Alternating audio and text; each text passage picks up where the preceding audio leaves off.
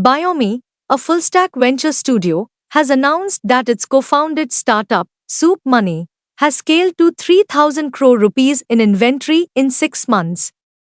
A digital home loan platform connecting real estate developers with financial institutions and enabling instant digital sanctions and real-time loan tracking for home buyers, Soup Money works on a different model to access home loans in India.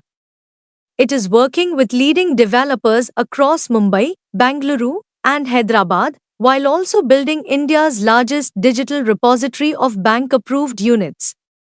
Embedding a dedicated execution pod across product, technology, partnerships, go-to-market, messaging, finance, and governance, Biomi defined the product roadmap and strategy, besides assessing the technology stack and architecture. It further established legal, financial, HR, and governance frameworks with an annual operating plan, making it possible to prioritize product development over administrative responsibilities.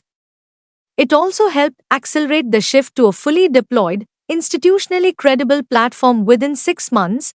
The partnership with leading players is advancing the country's first digital bank login and sanction capability, while the progress reflects the strength of the partnership. Soup Money is one of two ventures co-founded by Biomi and exemplifies the studio's focused approach to venture building.